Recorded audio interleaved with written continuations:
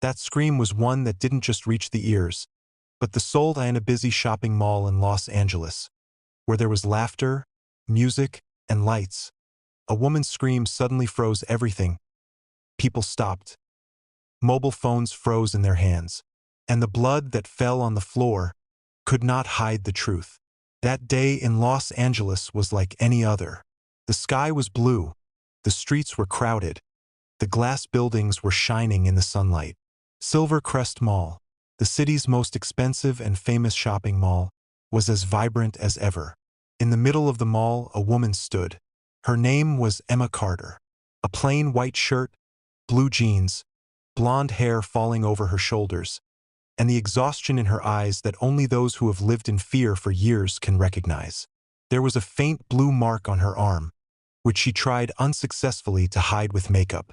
Standing in front of her was Richard Blackwood, the owner of a large American construction company. His smile in magazines, his nobility in interviews, and in reality, a living nightmare. "You've made a mistake again," Richard said in a low but venomous voice. Emma looked at bend over. "I tried." Slap. The sound echoed off the high ceiling of the mall. People watched, but no one said anything. Emma staggered to the ground. The shopping bag fell from her hand. The glass perfume shattered on the ground, and its scent mixed with the smell of blood. Richard grabbed her arm. "It's all because of you." Tears started to flow from Emma's eyes. "Please, there are people here. Quiet." She gritted her teeth. That was the moment when the scream came out, a scream that hit the conscience of the silent people like a hammer. The spectators were present, but the human being was absent. Someone took out a phone to record, someone turned away, someone said, "This is their personal matter." It was the phrase that gives power to every cruelty. Entrance at that moment. The automatic doors of the mall opened. The sound of heavy footsteps, leather jackets, motorcycle helmets in hands, iron wolves M7 men. One purpose. Standing in their midst was Jack Morrison, over 6 feet tall, broad shoulders, stories of scars on his face, and the calm in his eyes that only those who have overcome fear possess.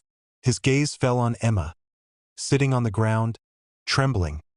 Then his gaze fell on Richard. Jack's jaws tightened that he had seen this scene before, many times, and every time. He broke the silence. "Clash, put your hand down." Jack's voice was not loud, but everyone in the mall heard. Richard turned to look. "It's none of your business."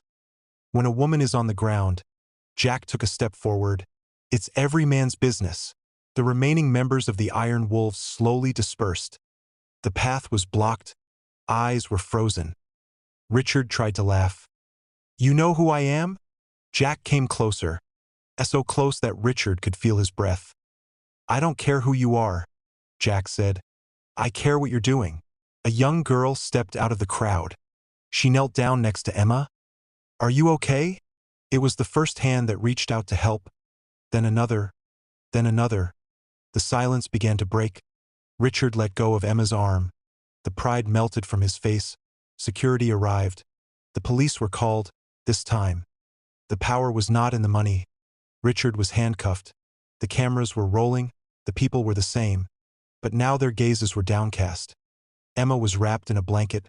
Jack sat across from her. "You are not alone," he said softly. "And you never were." Emma cried. These were not tears of weakness. They were tears of freedom. Jack stood up. He looked at the crowd. "Oppression is not alone," he said. "It requires silence, and today, some of you broke the silence." The Iron Wolves turned. They walked out the doors. The sound of motorcycles echoed and left a message in the air. Emma was looking at her reflection in the mirror. The same face, but now there was no fear in her eyes. There was just one question. If we all spoke up on time, how many stories could change? If this story touched your heart, if you believe that silence is a crime, then pass this message on. Like, share, and subscribe. Because maybe tomorrow, someone else needs your voice. Speech balloon comment. If you were there, would you have remained silent?